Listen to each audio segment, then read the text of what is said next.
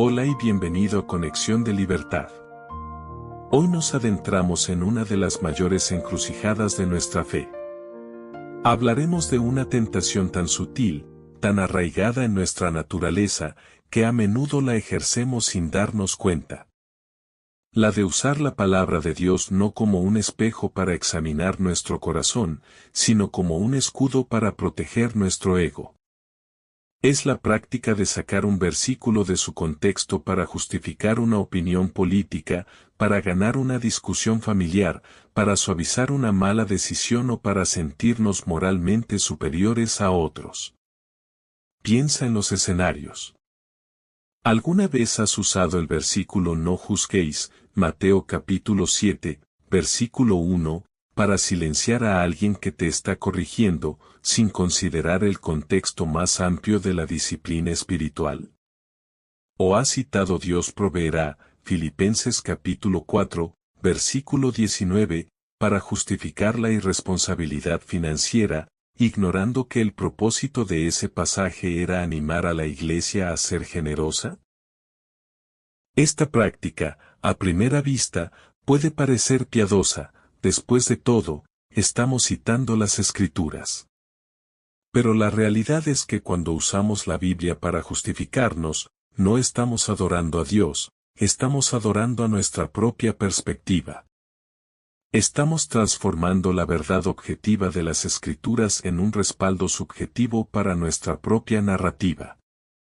Este autoengaño es espiritualmente devastador. Nos aleja de la humildad, la gracia y el arrepentimiento, que son el verdadero corazón del Evangelio. Nos convierte en los fariseos de nuestro tiempo. Personas que saben la Biblia de memoria, pero cuyos corazones están lejos de Dios.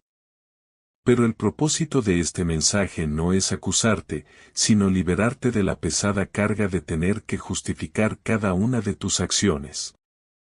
Te prometo que, al final de esta reflexión, tendrás las herramientas y el fundamento para que la Biblia se convierta en una fuente de vida, no en un arma, en un mapa para la transformación, no en un escudo de autodefensa. Quédate con nosotros hasta el final para descubrir la libertad de ser vulnerable ante la verdad. Y si este espacio te ayuda a crecer, considera suscribirte a Conexión de Libertad y activar la campana. Para entender por qué caemos en esta trampa, debemos ir a la raíz del problema, que no es la tecnología o la falta de conocimiento, sino la naturaleza humana caída. Desde Génesis 3, con la caída de Adán y Eva, nuestro corazón ha buscado la autonomía, la autojustificación y la validación. Cuando nos enfrentamos al error, a la crítica o a la necesidad de un cambio profundo, nuestro ego se activa y busca desesperadamente cualquier herramienta para validarse. Y en un contexto de fe, no hay herramienta más poderosa, más aparentemente irrefutable, que un versículo bíblico. El síndrome del fariseo moderno. Los fariseos en los tiempos de Jesús eran maestros en esta práctica. Ellos conocían la ley a la perfección. Pero su conocimiento no les llevó a la humildad, sino al orgullo. Usaron las Escrituras para justificarse, para señalar los errores de otros, para rechazar al mismo Jesús a quien las Escrituras señalaban. En Juan 8, trajeron a una mujer sorprendida en adulterio. Citaron la ley de Moisés, Levítico capítulo 20, versículo 10, que exigía la lapidación. Pero su intención no era la justicia, sino poner a prueba a Jesús. Cuando Él les dijo el que de vosotros esté sin pecado sea el primero en arrojar la piedra, se marcharon uno a uno.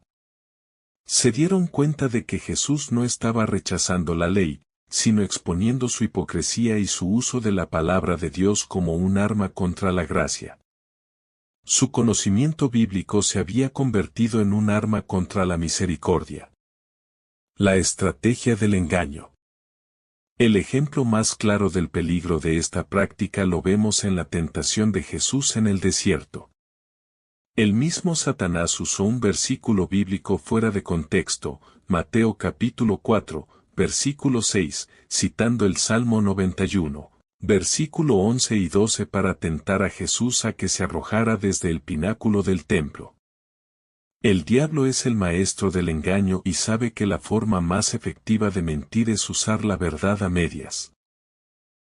El peligro de usar la Biblia para justificarse no es solo que malinterpretas un versículo, sino que te estás uniendo a la misma estrategia de engaño que el enemigo usó contra Jesús. El riesgo de la eisegesis. Cuando leemos la Biblia con la intención de justificar nuestras acciones, lo que estamos haciendo es lo que los teólogos llaman eisegesis.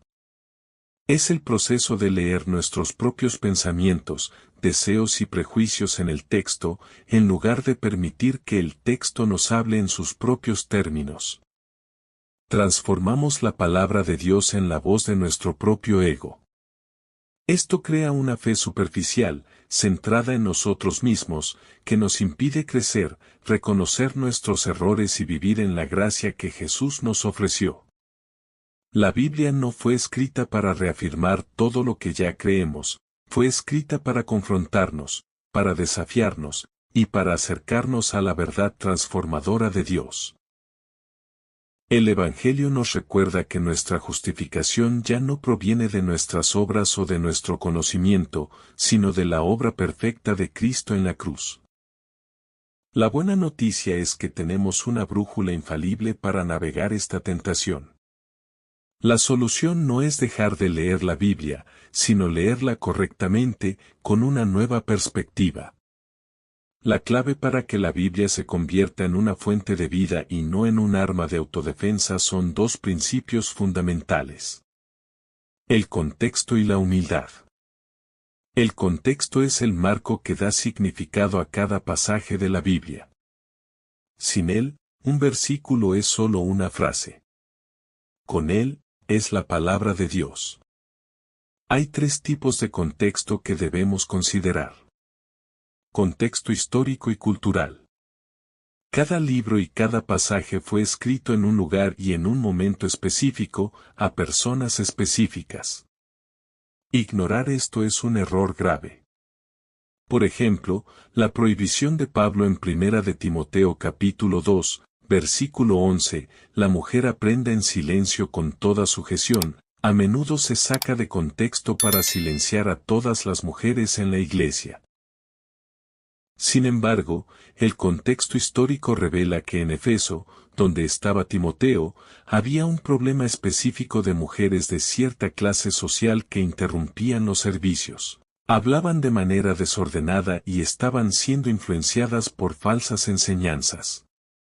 El mandato de Pablo era específico para esa situación, no una prohibición universal para todas las mujeres en todos los tiempos. Entender el contexto nos ayuda a entender la intención de Dios sin imponerle nuestras propias agendas. Contexto literario.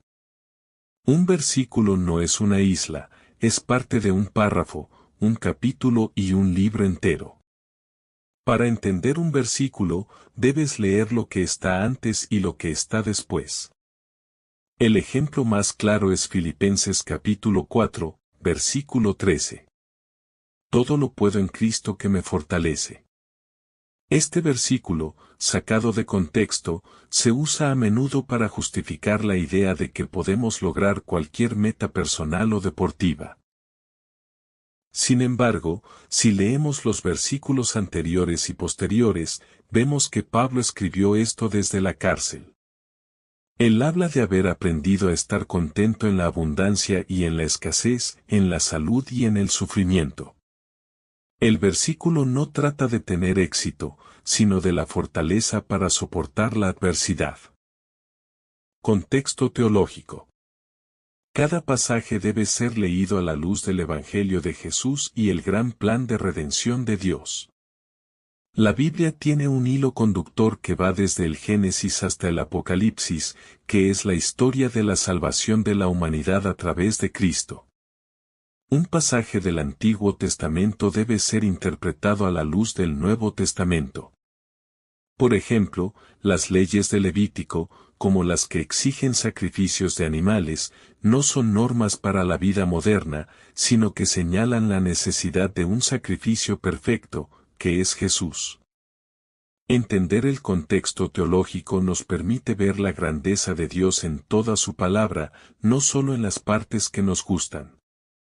La verdad es que la Biblia no es una colección de frases aleatorias, es una narrativa coherente sobre la redención de la humanidad por parte de Dios.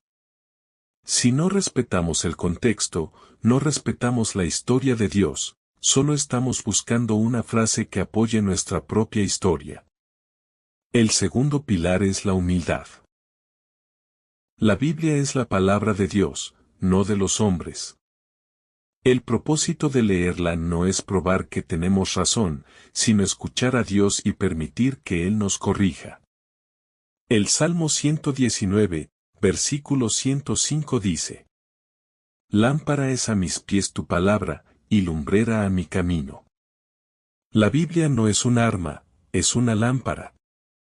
Y una lámpara alumbra un camino, revelando lo que está sucio, lo que está roto, y lo que necesita ser reparado en nosotros. Leer la Biblia con humildad significa que estamos dispuestos a ser confrontados por la verdad que encontramos, en lugar de usar la verdad para confrontar a otros. Cuando la leemos con humildad, la Biblia deja de ser una herramienta de justificación y se convierte en un espejo que nos muestra nuestra necesidad de gracia. Se convierte en una fuente de consuelo, una guía para la vida y un recordatorio constante del amor sacrificial de Jesús. La humildad nos permite recibir el Evangelio en su totalidad. Nos salva de nuestros pecados y nos transforma para vivir para Dios. Es la única actitud que nos permite pasar de la eisegesis a la exégesis, extrayendo el significado del texto en lugar de inyectar nuestras propias ideas en él. El discernimiento para una lectura sana de la Biblia no es un don mágico, sino una disciplina espiritual que debemos cultivar activamente. Aquí tienes un manual práctico con herramientas concretas para dejar de usar la Biblia para justificarte y empezar a usarla para ser transformado. Primero, la regla de la humildad. Ora antes de leer. Comienza cada sesión de lectura bíblica con una simple pero poderosa oración: Dios, corrígeme. No uses tu palabra para confirmarme en mis propios pensamientos, sino para transformarme. Esta oración desarma tu ego y te coloca en una posición de apertura y vulnerabilidad, listas para recibir lo que Dios realmente quiere decirte. Es un acto de entrega que te prepara para escuchar, no para debatir. Segundo, la pregunta del autor. Lee siempre con el contexto en mente. Antes de sacar conclusiones de un versículo, pregúntate: ¿cuál era la intención del autor original? ¿A quién se le escribió este pasaje y por qué? Usa herramientas como comentarios bíblicos, diccionarios de la Biblia y estudios de fondo para obtener una mejor comprensión del mundo en el que se escribió el texto. Esto te ayudará a ver la diferencia entre la aplicación de la verdad en tu vida y la manipulación de la verdad para tu propia agenda. Tercero, lee el capítulo y el libro completo. Nunca te conformes con un solo versículo. Un versículo sin su capítulo es un texto sin contexto. Un capítulo sin su libro es una historia sin principio ni fin. Al leer el pasaje completo, obtienes una visión más amplia de la narrativa y el argumento que el autor está desarrollando. Esto protege la verdad de ser fragmentada y te da una comprensión más profunda de la palabra de Dios. Cuarto, estudia la Biblia en comunidad. No leas la Biblia en aislamiento. La comunidad es una parte central del plan de Dios. Estudiar con otros creyentes, con líderes y maestros de tu iglesia, te ayuda a evitar interpretaciones erróneas y a obtener diferentes perspectivas. La comunidad es un espejo que nos ayuda a ver nuestros puntos ciegos y nos da una oportunidad para que otros nos corrijan en amor. Quinto. Prioriza el Evangelio. El filtro del Evangelio. Cada vez que leas un pasaje, pregúntate: ¿cómo me muestra este pasaje la obra y la persona de Jesús? ¿Cómo se relaciona esto con mi necesidad de salvación y la gracia de Dios? Leer la Biblia a través del lente del Evangelio nos recuerda que el héroe de la historia no somos nosotros, sino Jesús. Esto automáticamente desarma nuestro ego y nos lleva a una postura de humildad. Antes de concluir, quiero dejarles con una última idea fundamental. Es fácil confundir el conocimiento bíblico con la sabiduría espiritual. Podemos memorizar versículos, citar libros enteros y aún así usar la Biblia para justificar nuestras fallas. Ese es un conocimiento vacío, una erudición que infla nuestro ego. La sabiduría, en cambio, es la aplicación humilde de esa verdad en el jardín de nuestro corazón. No se trata de cuántos versículos sabes, sino de cuánto te han transformado. Es la sabiduría la que nos protege de la manipulación, nos enseña a escuchar al Espíritu Santo y nos permite ver a Dios en el contexto correcto. No como un juez que siempre está de nuestro lado, sino como un Padre lleno de gracia que nos ama lo suficiente como para corregirnos. El objetivo final no es ser un experto en la Biblia, sino un discípulo de Jesús. En Conexión de Libertad, hemos visto el peligro devastador de usar la Biblia para justificarnos a nosotros mismos. Es una práctica sutil que nos aleja del corazón del Evangelio, que es la gracia inmerecida.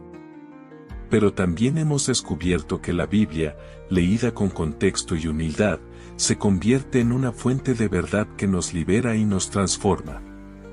La libertad que se encuentra en Cristo no es la libertad de hacer lo que queramos, sino la libertad de ser honestos con nosotros mismos, de reconocer nuestra necesidad de gracia y de vivir con una humildad que glorifica a Dios.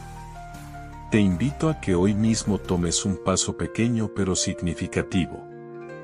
La próxima vez que leas un versículo, tómate un momento para leer el capítulo completo y preguntarte: ¿qué me está diciendo Dios a mí, y no solo qué puedo usar de esto? Confía en que el Señor te dará la sabiduría para guiar tu corazón en esta búsqueda de la verdad.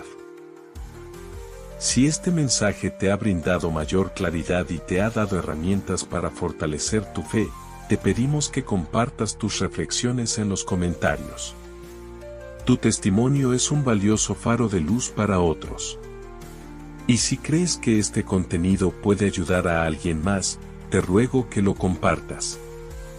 Finalmente, si este tipo de contenido te ayuda a crecer, te invito a suscribirte a Conexión de Libertad y a activar la campana.